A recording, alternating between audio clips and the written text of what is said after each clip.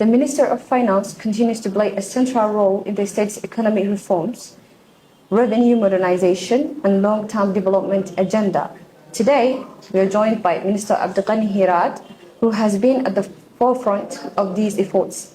Minister, thank you very much for joining us. Minister Abdiqani, for viewers who might not know you well, how would you describe your professional background and the journey that led you to head the Minister of Finance?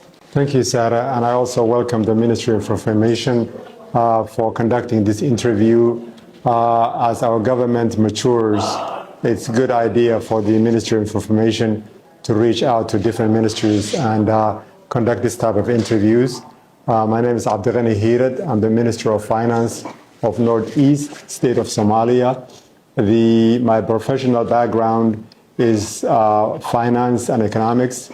My undergraduate was economics. My graduate is statistics. After graduating from college, the professional background includes banking in the USA, the area of compliance in the last 25 years. While I was at the peak of my career, the president of Northeast State reached out to me in May 2024 to join the administration. And ever since, I've been at this position of Minister of Finance and looking forward to this interview. Taxation, many governments emphasizes tax compliance as the engine of state building. From your perspective, why domestic taxation is so vital for states such as ours? It's vital because it's the way to develop the states. In order for the states to pay its employees, to conduct services which its citizens need, it needs to raise revenues. Those revenues need to come from the different sources of the state. It's vital, and that's the way to finance government operations such as the police force, the healthcare, the education, the infrastructure of the state. It's vital because it's the way to pay the employees salaries, way to fund the operation of the different ministries. It's vital because that's the only way to get revenues and also raise the sources which are needed for those revenues. Governments are not profit-seeking, unlike private enterprises. Therefore, in order for the state to conduct its operation, it needs the revenues, and those revenues come from taxes. Okay, thank you. Okay, the Somali diaspora play a significant part in our national economy. In particular terms, how can their contribution be better aligned with the strengthening domestic revenue and supporting long-term development?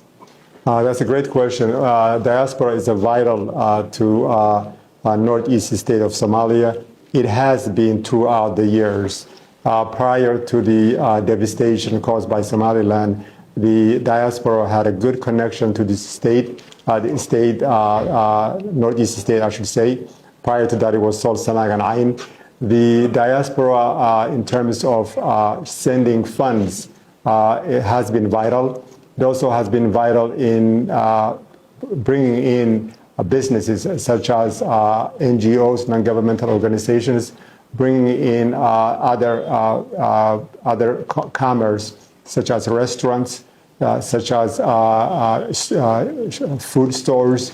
The diaspora is also vital because they send remittances to their relatives who are here.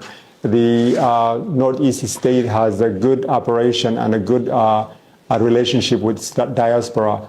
We have the Office of the Diaspora headed by my colleague Hussein Hashi, who is the director of the diaspora relationship. He reached out to the diaspora. We work with him as a ministry. The diaspora is vital because they have roots here. And in terms of the finances, from 2023 to 2025, they have been vital, and they've been sending money for the healthcare system, for the education system, and for the development of the state. Your minister works closely with international financial institutions and the federal government of Somalia. How will you describe those partnerships and what impact are they having on ongoing finance reforms? Good question again. Before I reach out, or before I sort of answer that question, I just want to sort of give you an overall overview of how we raise revenues for the state. Revenues through the taxation or fees collected throughout the state, they come from different sources. The first source is the taxes that come from the customs. Northeast state has a border with Ethiopia. Any goods coming from Ethiopia, we levy taxes on them, or tariffs, I should say. And then goods coming from Puntland state of Somalia and coming to the northeast border, we also have a customs checkpoints, and we overlay them, or like we levy, I should say, taxes on them. The state, northeast state, has about 14 customs throughout the state. So all those customs, either on the border of Ethiopia and Somalia, or the border of Puntland and Northeast state, we levy taxes on them as they come into the customs checkpoints of Northeast state. And then the other source is the inland taxes. The inland taxes could be sales tax, could be payroll taxes, could be rental taxes, could be construction taxes. It could also be taxes, registration taxes, where the Ministry of Commerce, headed by my colleague Abdiqani, is levies registration. They bring in registration as the ministry conducts its operation. And the businesses, when they're registering, we ask them for registration fees. So those inland taxes constitute a large part of the revenues collected by the Northeast state. In addition to the customs revenue and the inland revenue, we also get support from the federal government of Somalia in terms of budget support, and project support is also coming.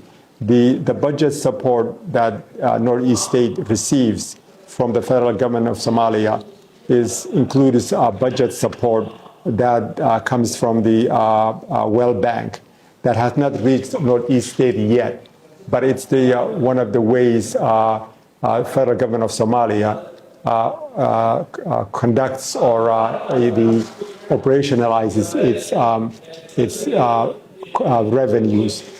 In addition to customs, in addition to inland revenue, it also gets budget support from the World Bank, from the EU, and from other sources.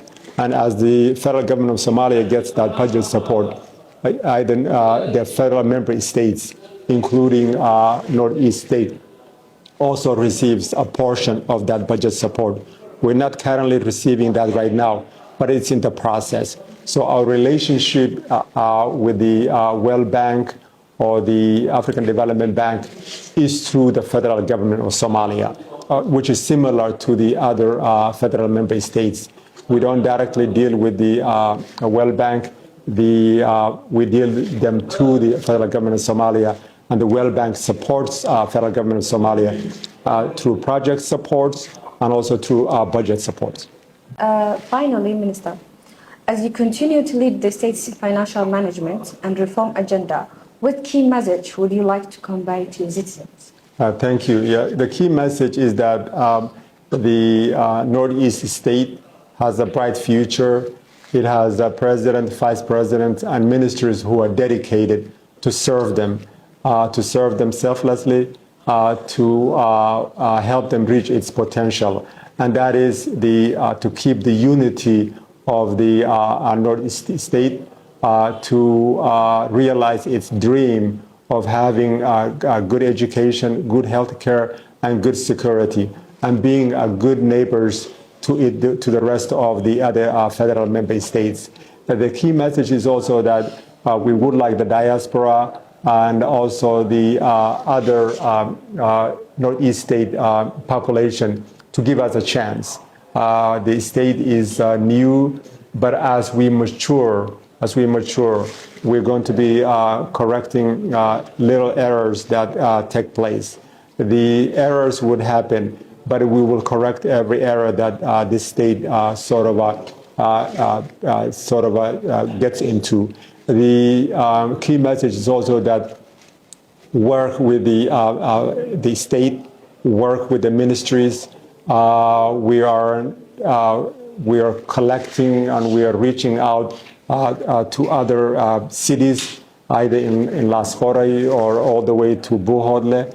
And then as we reach out to the population, we're also going to listen to them.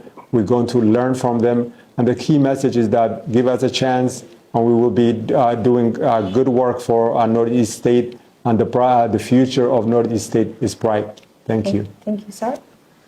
Mr. Abdiqani here, thank you for your time and insights, and thank you for our viewers for joining us. Stay with us. We'll be back next week with another engaging topic, inshallah. Thank you. Thank you.